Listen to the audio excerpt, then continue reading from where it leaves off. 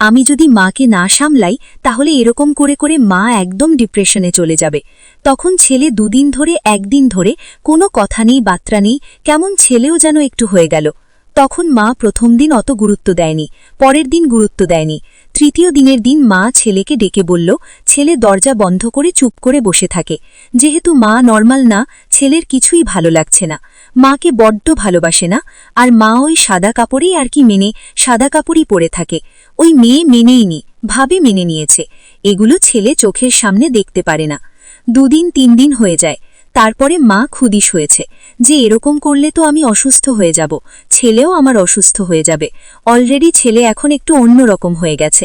তারপরে মা ছেলের ঘরে গেল। ছেলের ঘরে যাওয়ার পরে ছেলেকে অনেক রকম কথা বলল। ছেলে সেরকম কথাতে কোনো উত্তরই দিল না। তারপরে বলল, চল বাবা খেতে। ছেলে বলল, আমি খাবো না। এই বলে ছেলে খেল না। মাও চলে আসলো। মা সারা রাত চিন্তা করছে, কি হচ্ছে ব্যাপারটা, কি হচ্ছে? এটার তো একটা সমস্যার সমাধান বের করতে হবে, না হলে তো সমস্যা হয়ে যাবে। ছেলে আমার এরকম যদি হয়ে যায় তাহলে কি হবে? তখন একদিন ছেলেকে মা ছেলের জন্য ভালো রান্না করল। ছেলে যেটা পছন্দ করে। ছেলে পাবদা মাছ খেতে বড্ড ভালোবাসে, তার মধ্যে আবার সরষা বাটা দিয়ে। মা খুশি মনে পাবদা মাছ রান্না করল। রান্না করে ছেলেকে খেতে ডাকল। ছেলে দেখল মার মনটা একটু ভালো আছে। তারপরে মা ছেলেকে খেতে দিয়ে বলল, হ্যাঁ রে বাবা, কেমন হয়েছে? ছেলে বলল, দারুণ হয়েছে, বলে আর কোনো কথা নেই। তারপরে মা জিজ্ঞেস করল, কি রে, তোর মন কেন খারাপ? তুই আমার সাথে কথা বলিস না? তখন ছেলে বলল, মা, আজকে আমার একটা কথা রাখবে তুমি?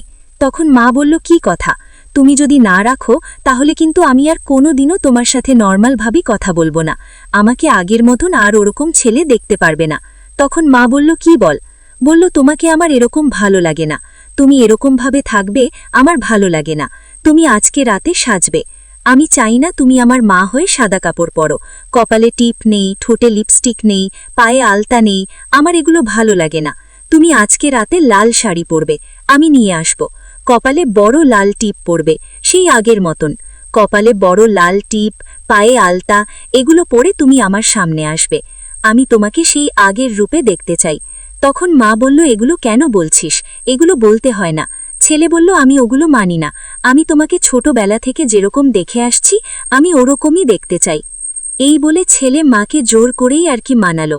ছেলের কথা শুনে ছেলের খুশিতেই মার খুশি। তাই মা ভাবল, এখন ছেলেকে যদি আমার ভালো রাখতে হয় তাহলে আমার এটা করতেই হবে। এই বলে মাও রাজি হয়ে গেল। তারপরে রাতের বেলায় মা ঠিক ছেলে যেমনটা চেয়েছে মা ঠিক তেমনটাই ছেলের সামনে আসলো। ছেলে মাকে জড়িয়ে ধরে বলল, এই তো আমার সোনা মা, এই তো আমার সবচেয়ে ভালো মা। আমি তোমাকে এরকমই দেখতে চাই। আমি চাই না তুমি মুখ গোমড়া করে বসে থাকো, কালো মুখ করে বসে থাকো, ওই সাদা শাড়ি পরে বসে থাকো। আমি চাই আমার মা সবথেকে সুন্দরী মা, আমার মা সবথেকে ভালো মা। মা, তুমি আগে যেরকম ছিলে ঠিক সেরকমভাবেই থাকবে। মা আর কিচ্ছু বলল না। মা চিন্তা করল, ছেলে যেমন হয়ে গেছিল এখন আমার ছেলেকে ভালো রাখতে গেলে এরকম রাখতে হবে।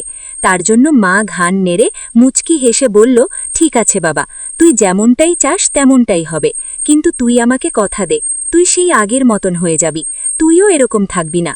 কারণ এখন তো তোরই হাল ধরতে হবে, সংসারের হাল না।